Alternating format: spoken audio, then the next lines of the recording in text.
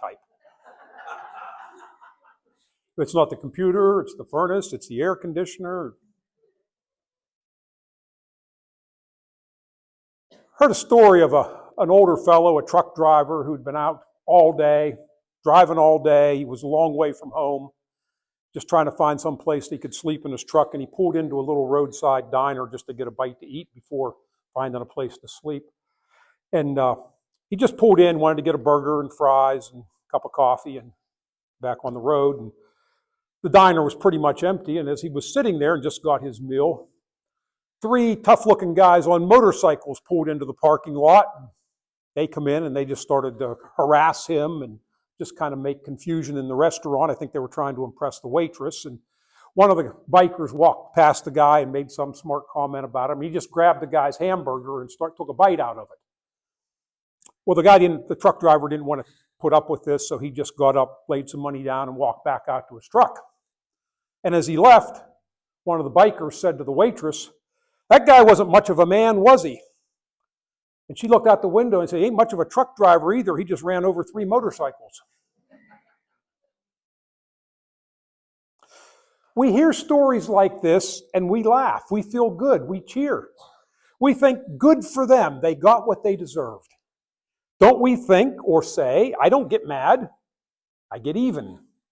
And don't we like to go by the motto, an eye for an eye and a tooth for a tooth?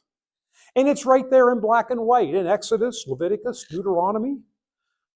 But it's there so the punishment must fit the crime. But you don't go overboard. It's to be fair, not an eye for a tooth or an eye for a donkey, for instance.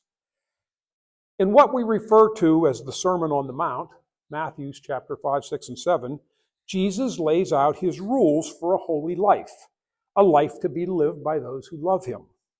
We like to hear stories of God's goodness to us, about his grace, about his forgiveness. But sometimes we cringe when we hear what's expected of us. Forgive? Turn the other cheek? Does God expect me to be a wimp? A pushover?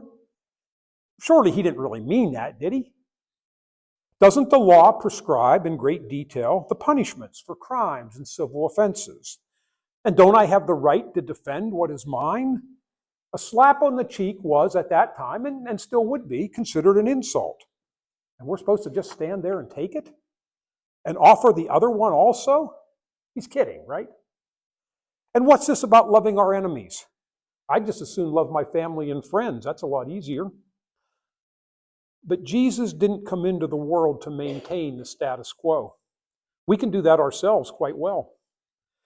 But he came in part to offer a new outlook, a new way of life. And the old way was just getting the people into an ever-deepening cycle of sin and disobedience. Jesus starts by saying, "You have heard that it was said." And then he quotes the Old Testament. But he puts a twist on it. "But I tell you." In the Sermon on the Mount, Jesus declares that he did not come to abolish the law and the prophets, but to fulfill the law and the prophets. So he's saying the old rules still apply, but we need to see them and understand them in a new light. And there's no question that Jesus and a lot of the Old Testament prophets were extremely concerned about justice, as was Amos. But that justice and revenge are not one and the same. The problem with revenge is that too often we don't want an eye for an eye. We want 2 eyes for an eye, maybe an arm and a leg too. As the injured party, we want to make sure that the other guy pays through the nose. He won't mess with me again. But the laws of physics still apply, and with each action, there's an equal reaction, or maybe a greater reaction, because each of us feels the wrong done to us is greater than the one that we inflicted. And the spiral gets wider and wider. Mess with me? You don't know who you're dealing with. I'll get one over on you. We see that all the time, whether it's a baseball pitcher throwing at an opposing batter to avenge one of his own, or a hockey player whose sole position on the team is as a fighter, as the goon. We see it in gangster movies, or played out and for real in our city streets, or historically in Northern Ireland, or maybe even the Mideast. You kill one of ours, we'll get 2 or 3 or 10 of yours, or a bus. But that's our way. It's not Jesus' way. He has a better way. When we're tempted to fight fire with fire, remember that a fireman uses water. Jesus tells us not to repay evil with evil, but with good. He's not saying we can't defend ourselves, but that we shouldn't retaliate. Revenge isn't about preventing future wrongs, it's about getting even for past wrongs. And he's telling us that the way to make peace is to abide by the kingdom's attitudes and not the world's. And what has he just called those who are peacemakers? Children of God. In the kingdom, forgiveness is the norm. And that's hard for us.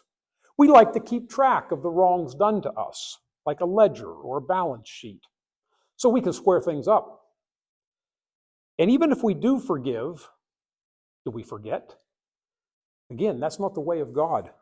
He has told us in both the Old and New Testaments that when he has forgiven our sins, he has forgotten them also. The slate is wiped clean. God doesn't hold grudges. Jesus goes on to say, you have heard that it was said, love your neighbor and hate your enemy. I don't know who said that, but it's not in the Bible, at least as far as I've ever found. There's a lot about loving your neighbor, but I don't see any place where it says explicitly to hate your enemy. But it makes sense to us in our experience. Don't we want to show love to those who show love to us? But when you think about it, just who are our enemies? Don't write it down. I don't want to see any of you making lists. But think to yourself who your enemies are. Not the enemies of the country or the church, but just your own personal enemies. Is it the enemy du jour? Somebody who angered us today, like somebody that cut us off in traffic, and by tomorrow the entire episode is forgotten because it wasn't that big of a deal in the first place? Or is it a lifelong enemy? Somebody we perceive as opposing us at every turn, like a business competitor, a romantic rival, or somebody really dastardly, like a member of the opposition sports team. I really do hate the Yankees. Or is it an enemy from before we were born? Think of the Hatfields and the McCoys. And what exactly were they fighting about? How about people who live in another country? Does that automatically qualify them as enemies? How many of our so-called enemies are really enemies, or do they fit into that category because they're not our neighbor? 50 plus years ago, the President of the United States, Richard Nixon, was so sure that he had such wicked people opposing him at every turn that he made a list. And he tried to use the powers of the presidency to get even with them, to embarrass them, maybe set them up for an IRS audit, withhold federal funding from their pet projects. And guess who ended up with egg on his face? It made Nixon look small and vindictive. And it became a badge of honor for people on the list whenever it was publicized. Nixon saw enemies at every turn, from labor leaders and newspapermen and political foes to sworn enemies of the country, like the communists in Russia and China. But somehow, later, he found it in his makeup to try to make peace with some of his and our enemies, to open diplomatic relations, to establish a dialogue between the U.S. and two of its biggest adversaries. Maybe that was the beginning of the end of the Cold War. As Christians, Jesus reminds us that not only are we to love our enemies, but we're also to pray for them. And that can be hard to do. But if we come before God with someone's name on our lips, it's hard to work up a good hatred for that person. Years ago, I remember my father-in-law saying, I don't like the president, but I pray for him every night. In The Fiddler on the Roof, somebody asked the rabbi what would be an appropriate prayer for the czar, the hated czar. And the rabbi thinks for a minute and he says, may God bless and keep the czar far away from us. The last verse of this morning's text probably strikes us as more impossible to keep than the loving our enemies part. Jesus tells us to be perfect, as your Father in heaven is perfect. We know we're not perfect. We all have our flaws. And no matter what, we can't compare to God on the perfection scale. But the Greek word that we translate as perfect doesn't mean sinless. It means mature or complete. That something has become what it was intended to be. It has accomplished its designed purpose. Jesus is telling us to grow up, to act our age, to grow into the people that we were meant to be, to reflect the love of God in our own lives, to put away pettiness and grudges, to toss our list of enemies, to forgive and forget, just like God does. For right or wrong, Richard Nixon made a political career out of seeing enemies and figuring out how to get them before they could get him. But somehow, he learned to turn the other cheek, to go the extra mile. I've seen the place where he is buried, at his presidential library just outside Los Angeles. And inscribed on his headstone is the epitaph, "The greatest honor history can bestow is the title of peacemaker." Hey, if Nixon could try to do it, maybe we can too. Thanks be to God. It was in a different part of the world, but certainly no prettier than where we are right now when the psalmist wrote, "I lift my eyes to the hills. From where does my help come? My help comes from the Lord, the maker of heaven and earth. He will not let your foot slip. He who watches over you will not slumber. Indeed, he who watches over Israel will neither slumber nor sleep. The Lord watches over you. The Lord is the shade at your right hand. The sun will not harm you by day, nor the moon by night. The Lord will keep you from all harm. The Lord watches over your life.